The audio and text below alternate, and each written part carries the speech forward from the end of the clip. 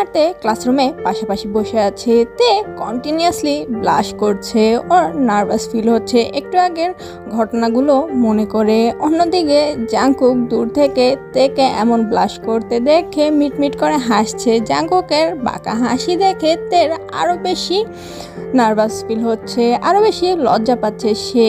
একটু আগে কী হয়ে গেল, জাংকুক কতটুকু দেখেছে, এইসব নিয়ে তে চিন্তা করছে। তখনই জিমিন পাশ থেকে তেকে ধাক্কা দিয়ে বলে, এই তে, কি হয়েছে তোর? সেই কখন থেকে দেখছি আসার পর থেকে তুই ব্লাশ করে যাচ্ছিস। কি হয়েছে তোর? কিছু না। তোর কি হয়েছে? কি বলতে ডেকেছিস সেটা বল। ডেকেছি তো কিছু বলার জন্য, কিন্তু তোকে এমন ব্লাশ করতে দেখছি এটা তো আগে কখনো দেখিনি। কিছু হয়েছে বল না আমাকে। কেউ কিছু বলেছে? কিছু হয়নি, তুই বেশি বেশি ভাবছিস। কি হয়েছে সেটা বল। আসলে গত 3 মাস ধরে আমি একটা রিলেশনশিপে আছি, তোকে বলা হয়নি। আসলে রিলেশনশিপটা আমাদের অনলাইনে হয়েছে, একটা ডেটিং অ্যাপের মাধ্যমে। তারপর থেকে ওর সাথে আমি বন্ধুত্ব করি, পরবর্তীতে প্রেম।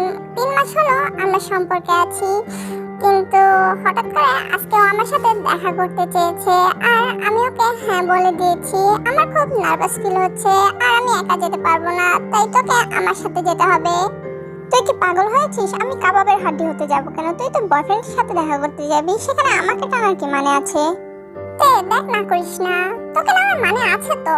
আমি আগে কখনো কোনো ছেলের সাথে এভাবে ডেট করিনি, বা কখনো সামনাসামনি দেখা করিনি, আর তাই আমি প্রচুর নার্ভাস। আর আমার তোর হেল্প লাগবে, তোর আমার সাথে যেতেই হবে। জিমিন, তুই পাগল হয়ে গেছিস, আমি পারবো না বাবু। দেখতে না করিস না বোন আমার, না করিস না। দেখ আমি প্রচুর বিপদে পড়ে গেছি, ওকে হ্যাঁ বলে দিয়েছি, আর ও আমাকে ওর লোকেশনও পাঠিয়ে দিয়েছে যে কোথায় যেতে হবে। হোয়াট? আর তুই এখন এটা আমাকে বলছিস? আচ্ছা ঠিক আছে, বল কোথায় যেতে হবে, লোকেশনটা কোন জায়গায়? তারপর জিমিন তার ফোনটা বের করে তেকে তার লোকেশন দেখায়। তা দেখে তের চোখ বড় বড় হয়ে যায়। Are you kidding Jimin? ওটা একটা নাইট ক্লাব। কি? ওটা নাইট ক্লাব? তুই কি করে জানিস? এর আগেও আমি আমার এক ফ্রেন্ডের সাথে এখানে গিয়েছিলাম। ও দ্যাটস গ্রেট। তাহলে তো তুই এখানে গিয়েছিস আর ওইখানকার সম্পর্কে তুই ভালোই জানিস। তাহলে আমার টেনশনের কিছু নেই, তুই আমার সাথে যাচ্ছিস। কেমন জিমিন, তুই কি বাচ্চা? আর ওই নাইট ক্লাবে তোকে ওর ফার্স্ট ডেটের জন্য কিসের জন্য ডাকবে? আমার মনে হয় ওই ছেলের কোনো বাজে মতলব আছে।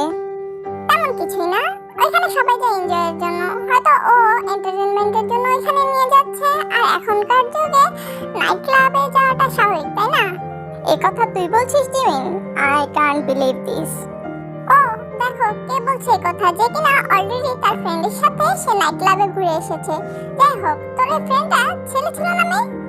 অবশ্য আমার ফ্রেন্ডটা ছেলেই ছিল, কিন্তু আমার থেকে বয়সে বড়, আমি ওকে ভাইয়া বলে ডাকি। হ্যাঁ হ্যাঁ, সত্যি করে বলতো, প্রেম টেম করিস না কেউ ছেলের সাথে? খেপেছিস তুই? তের কথায় জিমিন জোরে জোরে হাসতে শুরু করে। অন্যদিকে জাংকুক এতক্ষণ ধরে তে আর জিমিনকে কথা বলতে দেখছিল, কিন্তু ওরা কি নিয়ে কথা বলছিল সেটাও শুনতে পায়নি। তখনই পাশ থেকে ইউনু গুতু মেরে বলে, ওই জাংকুক, ওই শালা তোর কলবার ডাক দিছি, কথা শোনস না কে? কি হয়েছে বল। সেই কখন থেকে দেখছি তুই তের দিকে তাকিয়ে আছিস, কি প্রেমে টেমে পড়লি নাকি? প্রেম? আমি? তাও আবার অন্যের সাথে? ইম্পসিবল। তাহলে তুই ওর দিকে তাকিয়ে আছিস কেন? আছে কোনো একটা কারণ, তোদের দুটো জানতে হবে না। কেন ডেকেছিস সেটা বল। ভাই প্রচুর বোর ফিল হচ্ছে, অনেকদিন যাবত আমরা তিনজনে মিলে কোথাও যাই না, চল কোথাও একটা থেকে ঘুরে আসি। কোথায় যেতে চাস? আমি বাবু ট্রাভেল করতে পারবো না, আমি কোথাও যাচ্ছি না, তোদের যাওয়ার হলে তোরা যা। আচ্ছা ঠিক আছে, আমরা কোথাও ট্রাভেল করব না, আশেপাশে তো কোথাও যেতে পারি আড্ডা দেওয়ার জন্য। ইউনো, তোর মতলব কিন্তু ভালো ঠেকছে না। এখানে ভালো খারাপের কি দেখলি সুগা? তোর মতো সারাদিন এরকম অলস বিল্লার মতো পড়ে তো আর থাকি না। যাই হোক, যাক হোক, চল আজকে আমরা সবাই মিলে নাইট ক্লাবে যাই, অনেকদিন হচ্ছে নাইট ক্লাবে যাইনি। একটু ড্রিঙ্কস করবো, এনজয় করবো, কি বলিস? আইডিয়াটা মন্দ না, কিন্তু তুমি কেন যাচ্ছ সেটা তো আগে বলো। কি নতুন কোনো পাখি পটিয়েছো নাকি? ও কপাল ওর নেই রে জাংকুক, ও টেনশন তুই করিস না। সুগার কথায় এবার জাংকুকও হাসতে শুরু করে। ইউনো রাগি রাগি দৃষ্টিতে সুগার দিকে তাকায়, সুগ মুখ বাঁকিয়ে হাসে।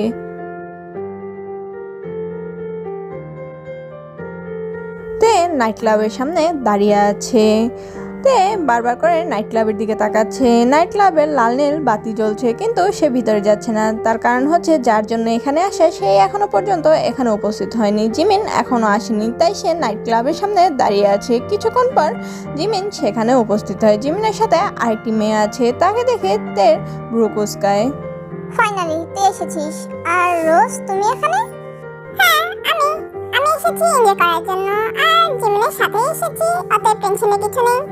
আসলে তো রোজ আমার দূর সম্পর্কের কাজিন হয়, আর ও এসেছে এখানে এনজয় করার জন্য। টেনশন করিস না, যেহেতু আমরা একই ভার্সিটিতে পড়ি তাই ও আমার খুব ভালো ফ্রেন্ড। ও আচ্ছা, তাহলে চলো ভিতরে যাওয়া যাক। তারপর ওরা তিনজন নাইট ক্লাবের ভিতরে প্রবেশ করে। অন্যদিকে জাংকুক সোগাইউনও সেখানে উপস্থিত হয়। ওরা খেয়াল করেনি যে তে আর জিমিন সেখানে আছে। যদি জাংকুক সেটা খেয়াল করতো তাহলে এতক্ষণে জাংকুক গিয়ে তের সাথে ঝগড়া বাজিয়ে দিত। ততক্ষণে জিমিনের বয়ফ্রেন্ডও সেখানে উপস্থিত হয়। জিমিন লজ্জার কারণে কিছুই বলতে পারে না, কিন্তু ওর বয়ফ্রেন্ডকে দেখে ও অনেকটা খুশি হয়ে যায়। তখন জিমিনের বয়ফ্রেন্ড জিমিনকে উদ্দেশ্য করে বলে, ছবির থেকেও তুমি সামনাসামনি দেখতে অনেক সুন্দরী। Thank you. তোমাকে লজ্জা পেলে আরো সুন্দর লাগে। যাই হোক, তুমি এখানে শুধু মুখে দাঁড়িয়ে আছো কেন? ড্রিঙ্কস নাও, সবাই এখানে ড্রিঙ্কস করছে। তুমি ড্রিঙ্কস না করলে কেমন দেখায়? আসলে আমার অ্যালকোহল টলারেন্স অনেক কম। It's okay, no problem. আমি আছি তো, আমি তোমাকে প্রোটেক্ট করবো, টেনশন করো না। ছেলেটার এমন ফ্লার্টিং করা, তে জিমিনের গায়ে পড়া, জিমিনকে ড্রিঙ্কসের জন্য ফোর্স করা তের মোটেও ভালো লাগেনি। তে কিছু বলতেই যাবে তার আগে রোজ তেকে থামিয়ে দিয়ে বলে, কারণ তে তুমি ওদের মাঝখানে কেন পড়তে চাইছো? ওরা গার্লফ্রেন্ড বয়ফ্রেন্ড, এসব কিছু একদম স্বাভাবিক। সো টেক ইট ইজি ইয়ার। তারপরও এই ছেলের মতিগতি আমার সুবিধার মনে হচ্ছে না রোজ। আহ তে, সিরিয়াসলি তুমি এরকম চিপ মেন্টালিটি নিয়ে চলো? এখনকার যুগে এসব কিছু দেখে না। Just relax. তে কিছুই বলতে পারছে না। সেখানে দাঁতে দাঁত চেপে দাঁড়িয়ে আছে। ও পারছে না রোজকে কাঁচা চিবিয়ে খেতে, কিন্তু কি করবে, ও তো কিছুই করতে পারছে না। হয়তো এই বিষয়টা কমন। তে একটু স্বাভাবিকভাবেই সেখানে বসে বার কাউন্টারের বারটেন্ডারটা তেকে জিজ্ঞেস করে, miss, do you need anything? Yeah, red wine. বারটেন্ডাররা তের দিকে রেড ওয়াইন এগিয়ে দেয়। তে দু চুমুক নেয়। ততক্ষণে জিমিনের বয়ফ্রেন্ড জিমিনকে অলরেডি 2 গ্লাস মদ জিমিনের গলায় ঢেলে দিয়েছে। তা দেখে তে রাগ হয়। তে কিছু বলতে যাবে, কিন্তু তার আগে রোজকে দেখে আবারও চুপ হয়ে যায়। রোজ তের পাশেই দাঁড়িয়ে আছে। ওদের এসব কাহিনী দেখে মিটমিট করে হাসছে। তের রাগে গা জ্বলে যাচ্ছে। তখনই জিমিনের বয়ফ্রেন্ড জিমিনের হাত ধরে টানতে টানতে ডান্স ফ্লোরে নিয়ে যায়। সেউন, আমি নাচতে পারি না, আমাকে ওদিকে নিও না তো। কমন জিমিন, আমি আছি তো, আমি তোমাকে শিখিয়ে দেবো। এই বলেই সেউন জিমিনকে নিয়ে নাচতে শুরু করে। জিমিন বারবার টলে পড়ছিল আর সেউন বারবার করে ওকে ধরছিল। জিমিন আগে বলেছে ও ড্রিঙ্কস করতে পারে না, ওর অ্যালকোহল টলারেন্স একদম কম। তাই 2 প্যাকেই জিমিনের অবস্থা নাজেহাল। তা দেখে এবার তের রাগটা আরও তরতর করে বেড়ে যায়। তে জিমিনের কাছে গিয়ে জিমিনকে এক হাত ধরে টেনে নিজের পিছনে নিয়ে আসে। সেউনের সামনাসামনি দাঁড়ায়। What you want? নাথিং, আমি জাস্ট আমার গার্লফ্রেন্ডের সাথে একটু সুন্দর মুহূর্ত কাটাচ্ছি। তোমার সমস্যা কি? ও আমার বেস্ট ফ্রেন্ড, আর তোমার নজর আমার ভালো ঠেকছে না, তাই বলছি be careful, otherwise I will kill you. Oh really? Do you have that guts? Wanna see? সেউন দাঁতে দাঁত পিষে কিছু বলতে যাবে, তখন রোজ সেখানে আসে। Come on guys, just enjoy. কেন এই কথা কাটাকাটি করছো? সেউন, লেটস ডান্স। রোজ ইতোমধ্যে অনেকটাই ড্রিঙ্কস করে ফেলেছে। রোজ সেউনকে নিয়ে নাচতে শুরু করে। সেউন আর কোনো কথা বাড়ায় না, সেখানে সিনকেট করতে চায় না, তাই সেউনও নাচতে শুরু করে। অন্যদিকে তে জিমিনকে নিয়ে সেই বার কাউন্টারে এসে আবার বসে। এবার জিমিন তের দিকে তাকিয়ে বলে, আমি না আরো ড্রিঙ্কস করতে চাই। সত্যি ড্রিঙ্কসটা অনেক ভালো ছিল। জিমিন, তুই ড্রাঙ্ক হয়ে গেছিস। না, আমি ঠিক আছি। আচ্ছা আচ্ছা, তুই ঠিক আছিস, বুঝতে পেরেছি। এখানে সে একটু রেস্ট নে। এই বলেইতে জিমিনকে কাউন্টারের পাশে থাকা একটা চেয়ারে বসিয়ে দেয়। জিমিন কাউন্টারের উপর মাথা রেখে সেভাবেই চোখ বন্ধ করে শুয়ে থাকে। তে এই অবস্থা দেখে বলে, ও গড, এই মেয়েটাও না। না, আমার একটা কিছু করতে হবে। এই ছেলে মোটেও ভালো না। জিমিনকে এই ছেলের সাথে একা ছাড়া যাবে না। তে নিজেকে নিজে এসব কথা বলে বারটেন্ডারকে বলে, এক্সকিউজ মি, এখানে পানি পাওয়া যাবে? ইয়েস মিস, আমি এখন এনে দিচ্ছি। এই বলে বারটেন্ডারটা সেখান থেকে চলে যায়। অন্যদিকে জিমিন তো উল্টাপাল্টা বকে যাচ্ছে। তে জিমিনকে সামলানোর চেষ্টা করছে। জিমিন সেই কাউন্টারের উপরে মাথা রেখে বারবার করে তার বয়ফ্রেন্ড এটা, তার বয়ফ্রেন্ড সেটা, এইসব বলেই তার মাথা খাচ্ছে। তে রাগ হচ্ছে, কিন্তু তে কিছুই বলতে পারছে না। নিজেকে শান্ত করে বলে, জিমিন, তুই ড্রিঙ্ক অতিরিক্ত করে ফেলেছিস, তোকে আর এখানে রাখা যাবে না, চল বাসায় যাই। যাবো তে, একটু ওয়েট কর।